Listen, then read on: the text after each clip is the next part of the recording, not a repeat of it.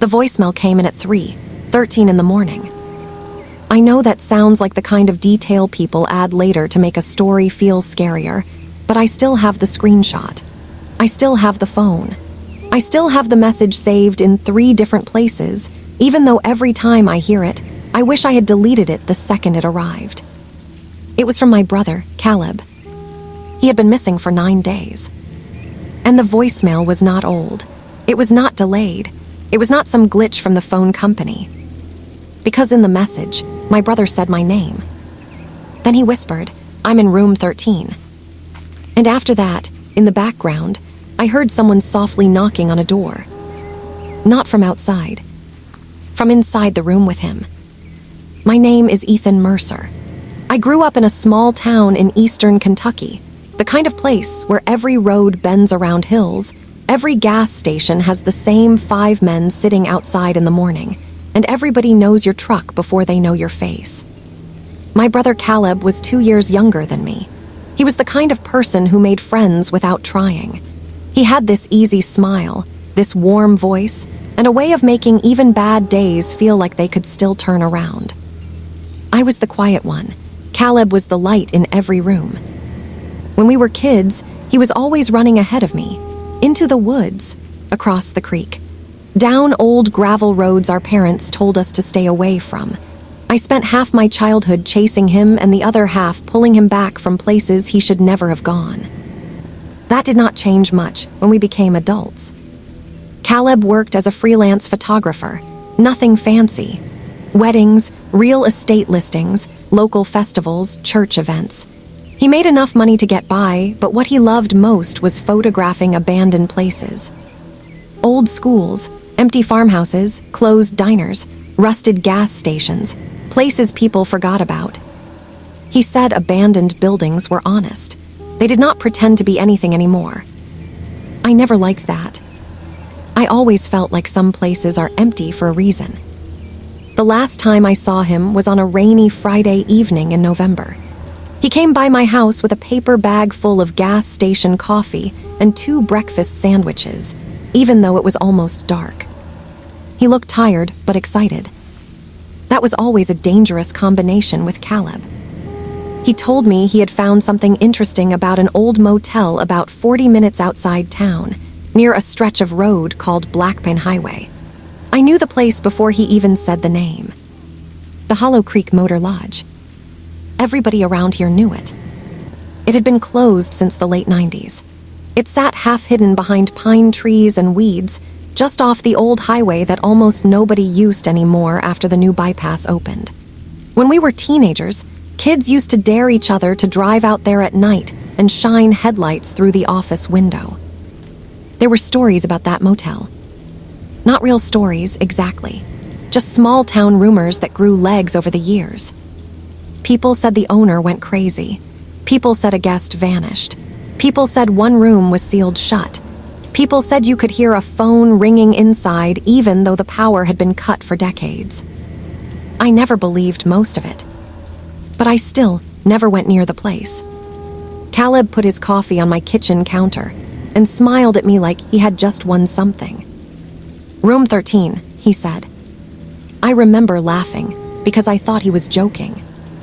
"There is no room 13, I told him. Motels skip that number all the time. "That's the thing," Caleb said. "This one didn't, or it did, I don't know. I found an old floor map online. There were 12 guest rooms, but in the building permit there's a 13th room listed." I told him old paperwork got messed up all the time. He said maybe.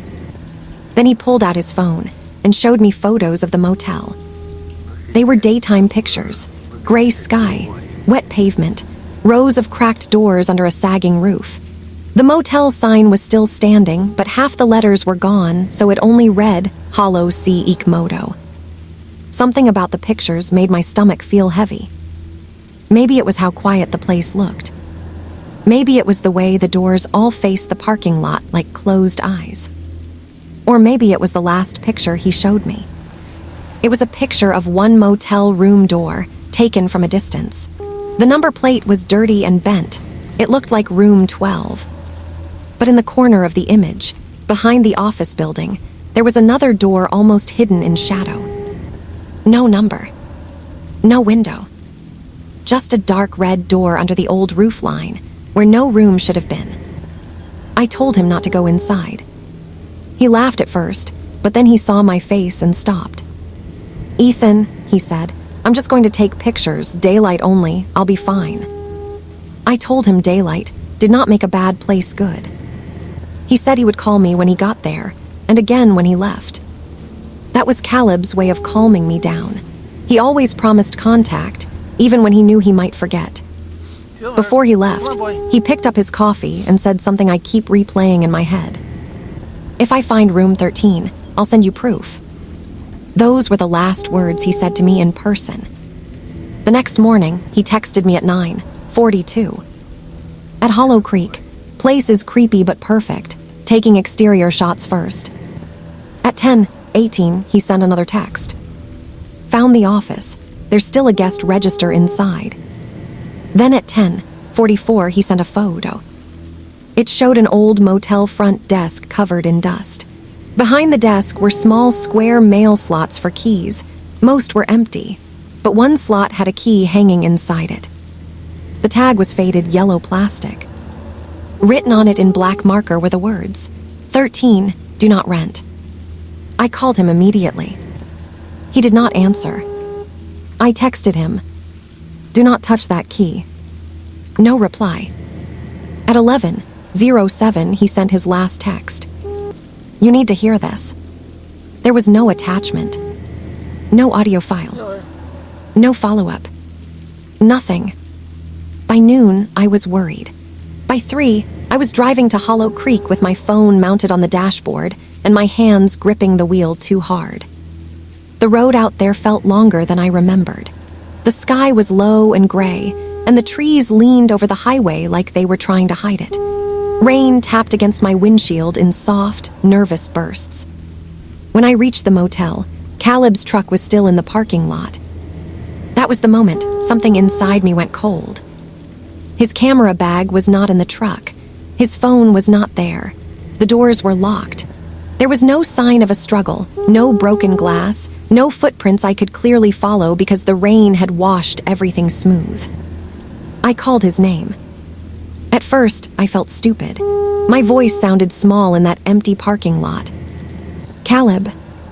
The motel gave nothing back. I checked the office door. It was partly open. The inside smelled like mold, wet wood, and old cigarette smoke. A layer of dust covered the counter, but there were fresh marks where someone had wiped a hand across it. Caleb's hand. I thought.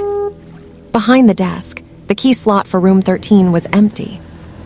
I walked along the row of rooms, checking each door. Room 1, room 2, room 3. Most were locked.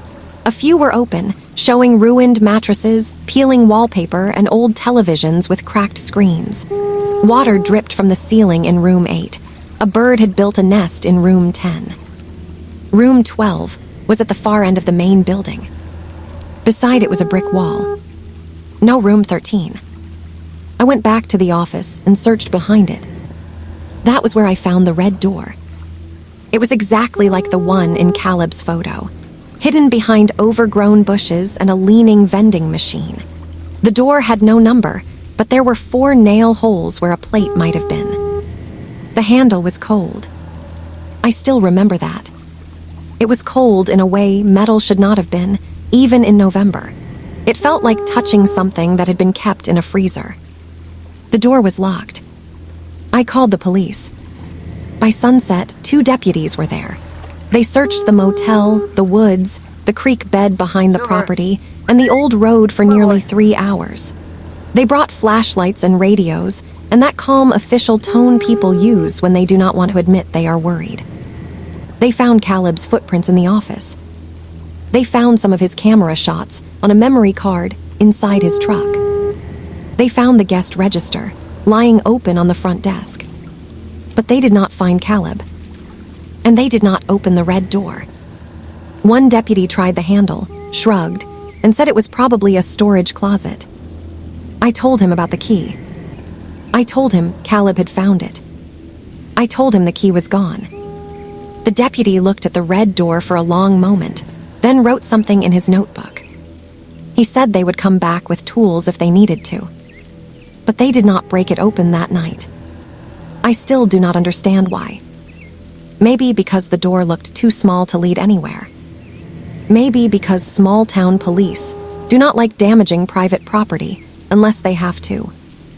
Or maybe because, deep down, nobody wanted to know what was behind it. The official search lasted 4 days. They brought dogs.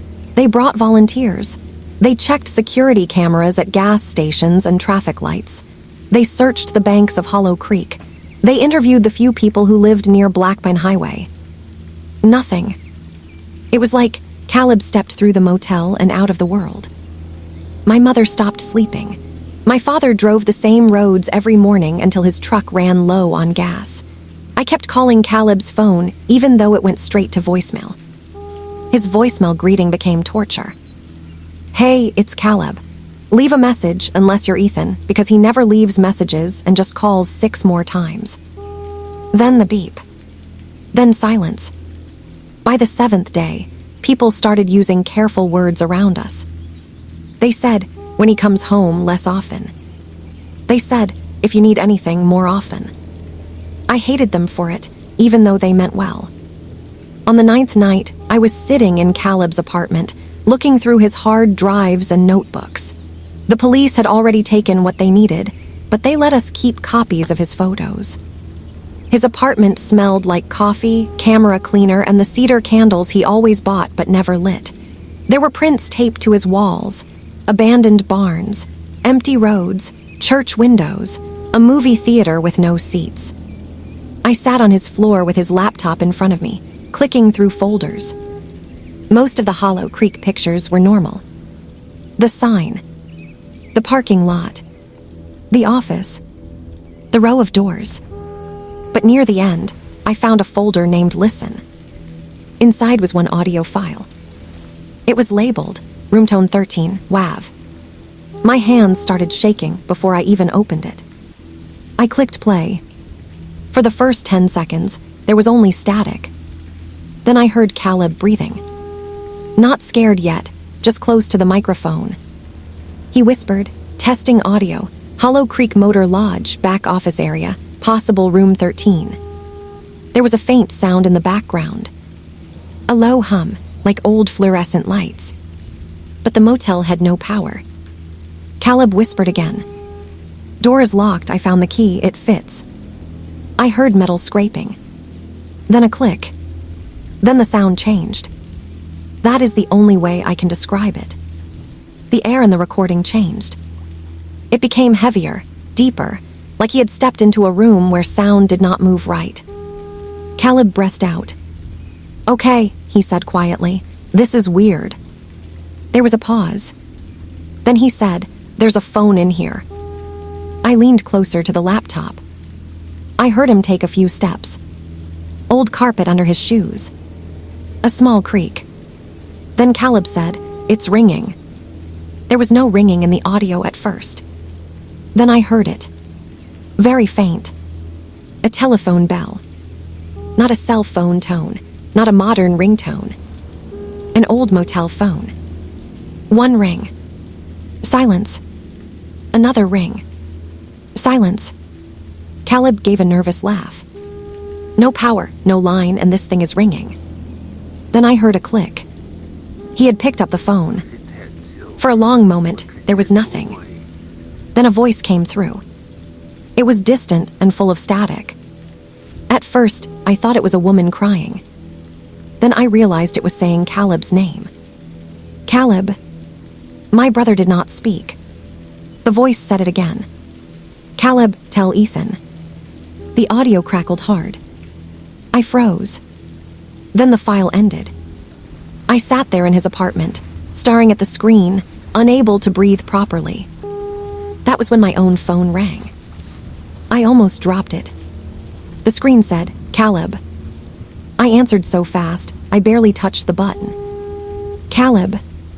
For 1 second, I heard rain. Then a low buzzing sound. Then my brother whispered, "Ethan." I stood up. "Caleb, where are you?" His voice was weak, not injured exactly, more like he was far away and trying not to be heard. "I'm in room 13. I pressed the phone so hard against my ear it hurt. "Where, Hollow Creek? Are you still at the motel?" A long silence. Then he said, "Don't open the door." I stopped moving. "What door?" Silver, come on, "The boy. red door," he whispered. "Don't open it." There was a knock in the background. 3 soft taps. Caleb's breath caught. Then he whispered something I will never forget. "It sounds like Mom." The line went dead.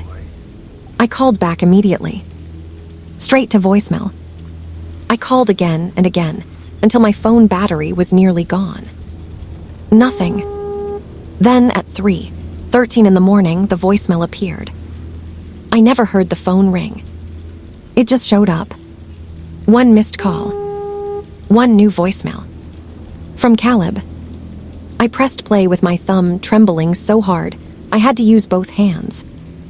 At first, it was the same rain sound.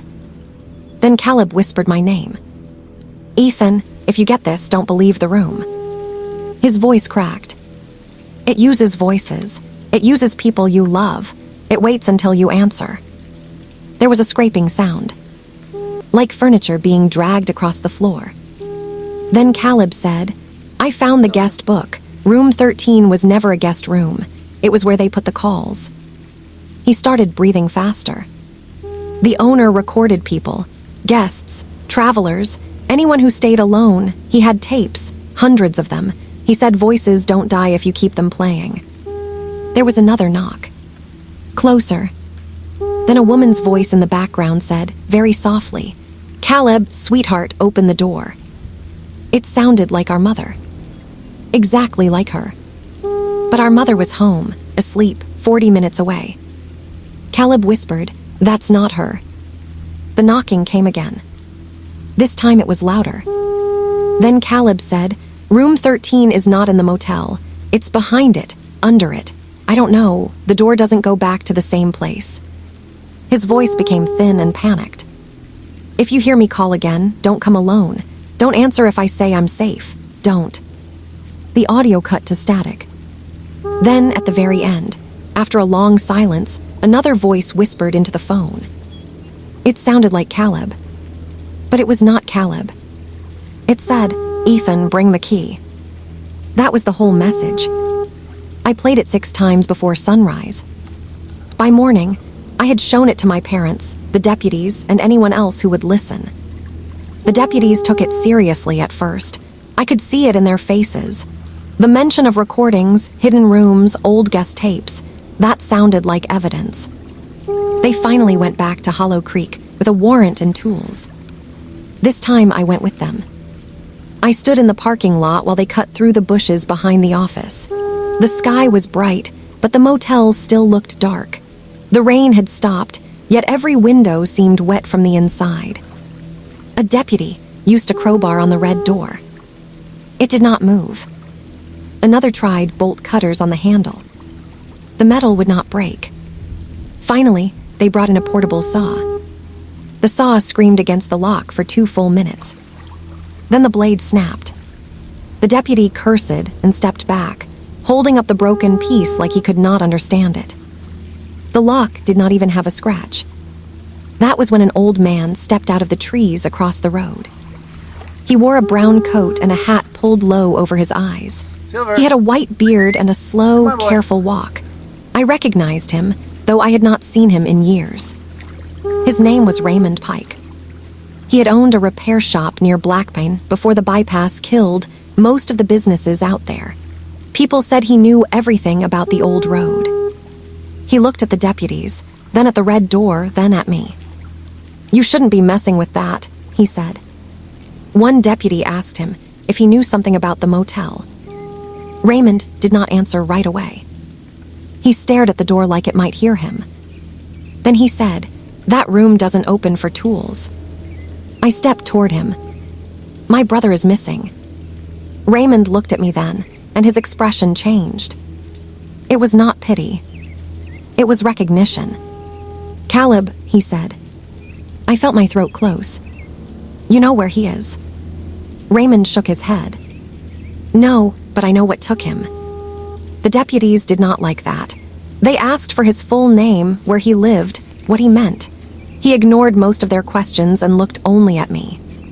He told me the Hollow Creek Motor Lodge had been owned by a man named Walter Brine. Brine was not just a motel owner. He was obsessed with sound. Old radios, police scanners, tape recorders, answering machines, switchboards. He used to record phone calls from the motel office. Not for business, for himself. Travelers would check in, use the room phones, call home, leave messages, cry, confess, argue, say things they thought nobody else would ever hear. And Walter recorded it all. Raymond said Walter believed a voice, held a piece of the person it came from. Not the soul exactly. A doorway. A shape something could follow. At first, everyone thought Walter was just strange. Then guests started complaining. They said their room phones rang at night, and when they answered, they heard loved ones who were not there. A dead father. A missing wife.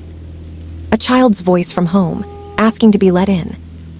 Then people started leaving in the middle of the night.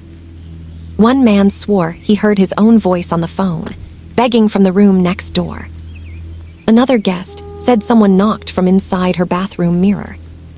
Eventually, the county came down on Walter for illegal recordings, fire code problems, and unpaid taxes. The motel closed. But before it closed, Walter built one last room behind the office. A room with no windows. A room lined with insulation and old tape reels. A room where every phone line in the motel ended. Room 13. Raymond said nobody knew what Walter did in there during the last months, but people heard voices at night. Not one voice. Many, coming from behind the red door. Then Walter disappeared. His truck stayed parked out front. His coat hung in the office. His coffee sat cold on the desk. The only thing missing was the key to room 13. I asked Raymond how he knew all this. He said he had been hired once to fix a breaker behind the motel. Walter showed him the red door and told him never to touch it. Then Raymond said something that made my knees feel weak. "Your brother isn't the first person to get a call from there." The deputies listened, but I could tell they did not know what to do with any of it. They wrote his statement down. They questioned him. They treated it like an old man's ghost story wrapped around a missing person case. But I believed him. I did not want to, but I did. Because while Raymond was talking, my phone buzzed in my pocket. One new voicemail. From Caleb. I did not play it there. I waited until I got home. That was a mistake. The voicemail was 12 seconds long. No words at first. Just breathing. Then Caleb said, "Ethan, I can see you." I stood in my kitchen and looked toward the window. The blinds were open. Outside, my driveway was empty. Then Caleb whispered, "You were at the door today." My chest tightened. His voice dropped lower. "It knows you now." The message ended with 3 soft knocks. Not in the recording. In my house. From the basement door. I did not sleep that night. I sat in the living room with every light on and a baseball bat across my knees, staring at the basement door until dawn. Nothing else happened. No more knocks. No voices. But just before sunrise, my mother called. She was crying. She said she had gotten a voicemail from Caleb too. In it, he said he was cold. He said he wanted to come home. He said Dad was standing outside his door and would not stop knocking. My father was asleep beside her when the message came in. That was when I understood. It was not just calling me. It was calling all of us. It was using Caleb's voice like a hook. By then, I should have let the police handle everything. I should have turned off my phone, packed my parents into the car, and left town for a while. But grief makes you stupid. Hope makes you even worse. I kept thinking there was a chance Caleb was alive. Maybe trapped, maybe hiding, maybe hurt but still breathing somewhere behind that impossible red door. And if he was alive, then every minute I waited felt like betrayal. So I went back. Not alone. I brought Raymond Pike. It took me half a day to convince him. At first, he refused. He said some doors are warnings, not mysteries. He said men like my brother get taken because they think every locked room owes them an answer. But when I played him the voicemail where Caleb said, "It knows you now," Raymond closed his eyes. Then he asked me one question. Did the voice ever ask for the key? I told him yes. Raymond went pale. He said the key had to still be somewhere in the motel, because room 13 could not keep a person unless someone carried the key across the threshold. I did not understand. He said Walter Brine had made rules, maybe for himself, maybe for whatever he thought he was controlling. The room could call. The room could copy voices. The room could lure. But the door only truly opened when the key was brought to it willingly. Caleb must have taken the key from the office and opened the door. That was why he could not leave. I asked Raymond what would happen if we found the key. He said, "Then you decide whether you love your brother enough to risk hearing him beg." We reached Hollow Creek just before dark. I brought a flashlight, a crowbar, my phone, Caleb's old digital recorder, and a small pistol my father kept in his closet. I had never fired it outside a range. I knew it would probably be useless against whatever this was, but holding it made me feel less helpless. Raymond brought a canvas bag full of things that made more sense for his world than mine. A cassette player, a roll of copper wire, a small Bible, a hammer, and a pair of heavy work gloves. The motel looked worse at dusk than it did in daylight. The shadows under the roofline were thick and blue. The empty rooms seemed to lean forward. Wind moved through broken windows, making soft whistling sounds that almost became words. We searched the office first. The old guest register still lay on the counter. This time I looked closer. Most pages were yellow and water-stained. Names from years ago filled the lines. Truck drivers, families, salesmen, couples, people passing through. But near the back, someone had written room 13 over and over across several pages. Room 13. Room 13. Room 13. The handwriting changed from line to line. Some looked neat. Some looked shaky. Some looked like a child had written them. Then I found Caleb's name. Not on a check-in line. Not in his own handwriting. It was written in the margin. Caleb Mercer, still listening. I almost backed out right there. Raymond put a hand on my shoulder. "Don't talk to it," he said. We searched behind the front desk. The key slot for room 13 was empty, just like before. But Raymond reached under the counter and found a loose board. Behind it was a narrow gap in the wall. Inside were cassette tapes. Dozens of them. Each had a label. Room 4 mother call. Room 7 crying man. Room 11 wife message. Room 2 child voice. Then I saw one newer than the rest. A micro SD card taped to an old cassette case. On the case, written in fresh black marker, were the words, Silver. "Caleb first call." My boy. I wanted to take it. Raymond grabbed my wrist. "No," he said. His voice was sharp. "They're bait." From somewhere behind us, a phone rang. Both of us turned. It was the old phone on the front desk. A beige motel phone with a cracked receiver and a twisted cord. It rang again. The sound filled the office, bright and impossible. Raymond whispered, "Do not answer." It rang a third time. Then stopped.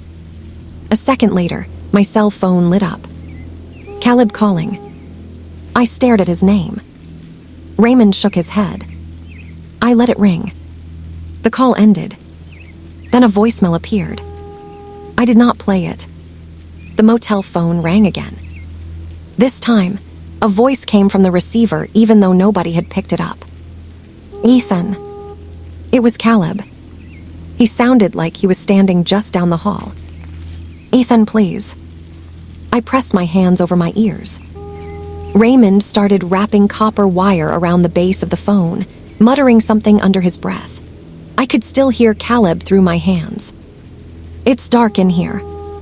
The front desk phone began to shake. "Ethan, I'm sorry." The old mail slots behind the desk rattled. "I should have listened to you." That almost broke me. I lowered my hands. Raymond shouted, "It says what you need to hear." Then another voice came through the phone. "My mother. Ethan, help your brother." I stepped back so fast I hit the counter. Then my father's voice. "Be a man, open the door." Then Caleb again, crying now. "Please, it's behind me." The red door outside slammed once. The whole office went silent. Raymond picked up the motel phone and smashed it against the counter until the plastic cracked open. Inside, there were no wires. Nothing connecting it to anything. Still from the broken receiver, Caleb whispered, "Too late." We found the key in room 12. I do not know why we looked there. Maybe because it was closest to the red door. Maybe because Caleb had been trying to leave us clues. Room 12 smelled like damp carpet and old smoke. The bed frame had collapsed. The mirror above the dresser was cracked down the middle. On the wall, someone had scratched words into the paint. Not with a knife. With a key. "Do not record the door." Under the mattress, Raymond found it. A small brass key with a faded yellow tag. 13, do not rent. The second he lifted it, every room phone in the motel began ringing. All at once. Room 1. Room 2. Room 3. Down the whole row, old phones screamed behind locked doors, muffled by walls and distance. My cell phone vibrated. Raymond's phone vibrated too, even though he swore he had turned it off. The motel sign outside flickered once with no power. Then the red door opened. Not all the way. Just a crack. Cold air rolled out from behind it. And from inside, Caleb said, "Ethan." This time, it was not coming from a phone. Raymond whispered, "Remember, the room lies with truth." I looked at him. What does that mean? He swallowed. It will use real things, real memories, real pain. That's how it gets close. We walked toward the red door. I wanted to run. Every step felt like walking deeper into a dream I had been trying to wake from since childhood. The key was in my hand, though I did not remember taking it from Raymond. The door opened wider as we came close. There was no normal motel room behind it.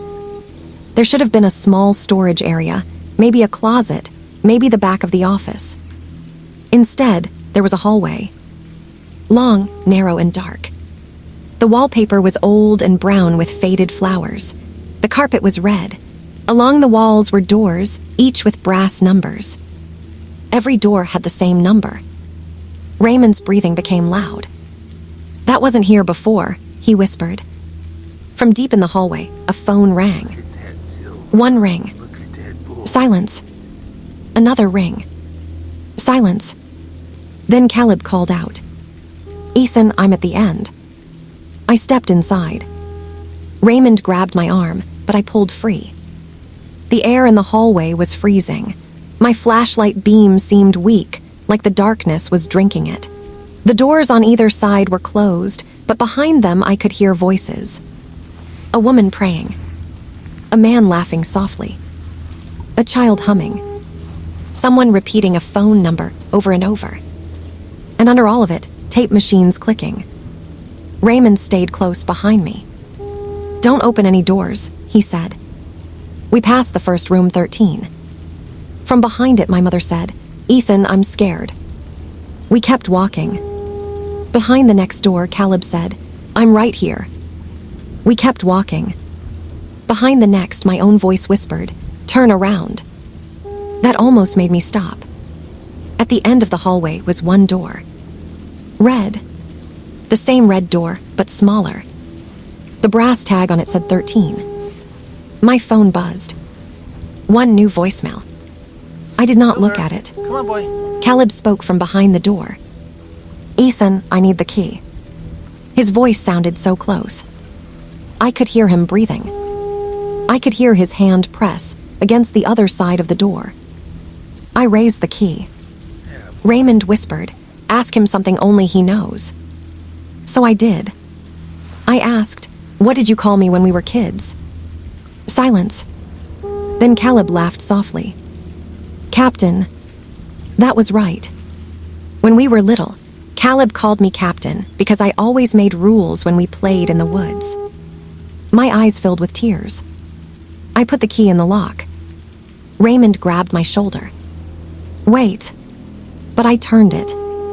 The lock clicked. The door opened inward. Caleb was there. For one beautiful, horrible second, he was there. He stood in the center of a small dark room lined with shelves full of cassette tapes. A motel phone sat on a table beside him. His clothes were dirty. His face was pale. His eyes were wet. He looked exactly like my brother. He smiled at me. "Ethan," he said. I almost stepped forward. Then I noticed his shadow. It did not fall behind him. It stood beside him. Tall and thin and wrong, like a second person made out of the dark. Caleb's smile trembled. Not because he was happy. Because something was holding his face in place. His eyes moved to the recorder in my hand. Very slowly, he shook his head. That was when I realized what he was trying to tell me. Do not record the door. Do not record the room. Because recording was how it kept things. The digital recorder in my jacket pocket was on. I must have switched it on without thinking when we entered the hallway. A small red light blinked against the dark. The thing beside Caleb turned its head. It had no face, but I felt it look at me. Every tape on every shelf began spinning. The room filled with voices. Hundreds of them. People saying hello. People saying goodbye. People asking if anyone was there. People leaving messages they thought would be heard by someone they loved. Then all the voices became Caleb. "Ethan. Ethan. Ethan." Raymond lunged forward and slapped the recorder from my pocket. It hit the floor, still blinking. The thing moved. Not walking. Not running. It simply became closer. Raymond shouted, "Break it." I lifted my boot and crushed the recorder under my heel. The blinking light died.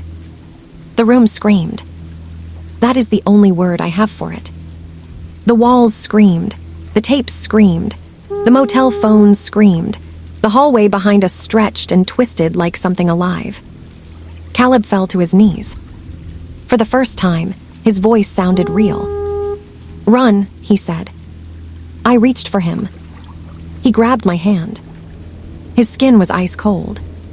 For 1 second, I thought I had him. Then the phone on the table rang. Caleb looked at it with pure terror. Raymond shouted, "Don't let him answer." But Caleb's head turned toward the sound like he could not stop himself. The receiver lifted on its own. A voice came through. My voice. "Caleb's come back." My brother looked at me. His lips moved. "I'm sorry." Then his hand slipped out of mine. The darkness beside him folded around him like a curtain. No blood. No struggle. Just gone. The shelves crashed down. Tapes spilled across the floor. The red door slammed against the wall. Raymond pulled me backward into the hallway, yelling, but I could barely hear him over the phones. Every door in the hall opened. Behind each one was someone I knew. My mother. My father. Caleb. My grandmother. My childhood dog, barking from a room that smelled like summer grass. Every voice called my name. Every voice begged me to stay. Raymond dragged me toward the first red door, the one that led back outside. The hallway seemed longer than before. The carpet pulled at my shoes. The walls breathed in and out. I kept hearing Caleb behind me. Not screaming. Not begging. Just saying over and over, "Don't answer." We reached the door. Raymond pushed me through first. I fell onto wet leaves behind the motel. Cold rain hit my face. The normal world came back all at once. The parking lot. The trees. The dead motel. Raymond stumbled out after me and slammed the red door shut. The key was still in my hand. I do not remember carrying it out. Raymond saw it and went white. "Throw it," he said.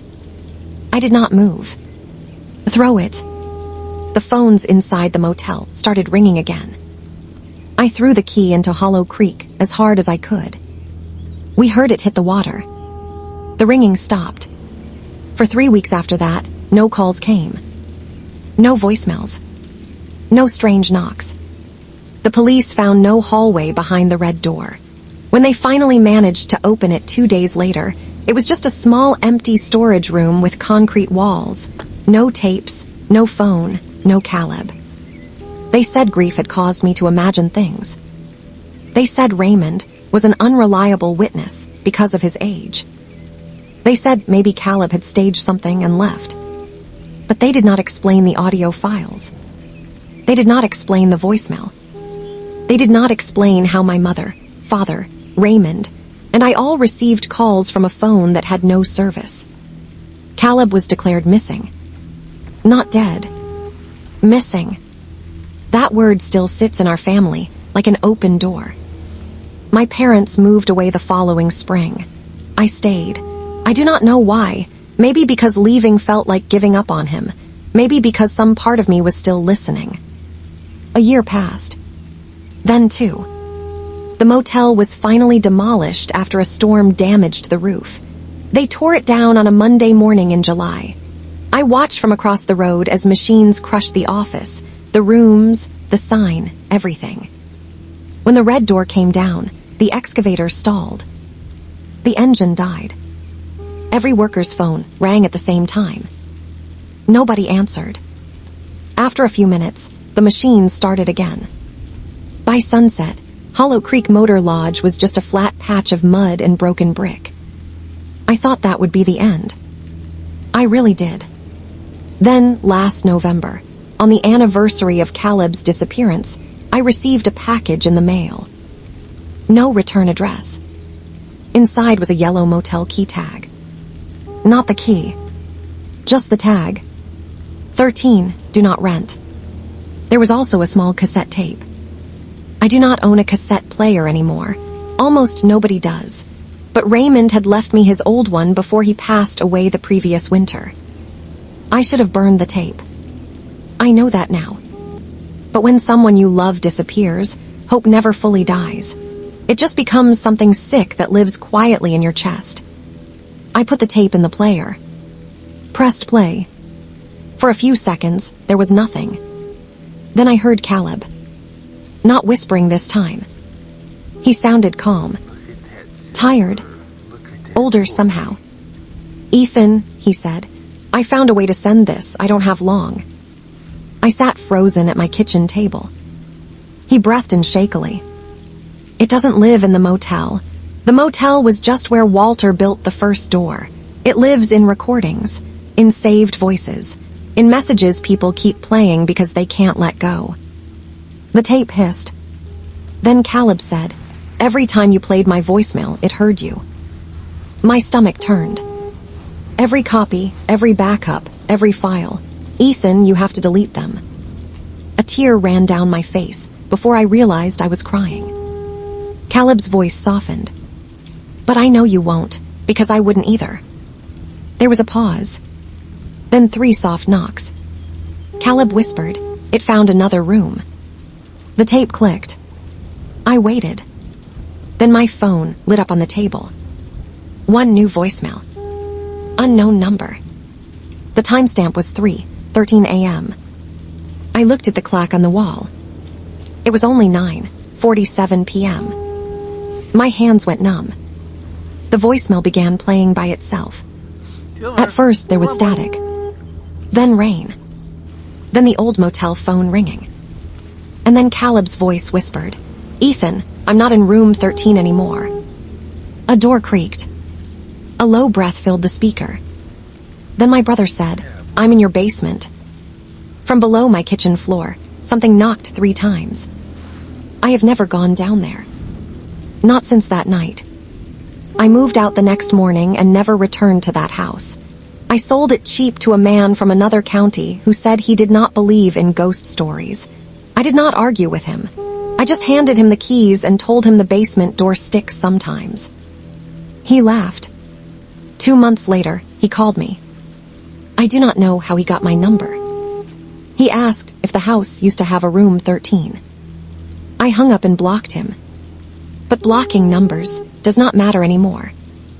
Every few months, I get a voicemail. Sometimes it is Caleb. Sometimes it is my mother, even though she is alive and living 3 states away. Sometimes it is my own voice, asking me to come home. I never answer calls from unknown numbers now. I never play audio messages all the way through. I do not record my voice if I can avoid it. I do not leave voicemails. I do not send voice notes. And when someone I love sends me an audio message, I delete it after listening once. Maybe that sounds cold. Maybe it sounds paranoid. But there are things in this world that do not need a body to follow you. Some things only need your voice. So if your phone ever rings at 3:13 in the morning and the person calling is someone you miss more than anything, let it ring. If a voicemail appears before the phone even rings, do not play it. And if the voice on the other end tells you it is trapped in room 13, ask yourself one thing before you go looking. Is it really the person you lost? Or is it something that learned their voice because you kept listening? Tell me what you would do if your missing brother left you one final voicemail from a room that should not exist. Would you delete it, or would you press play?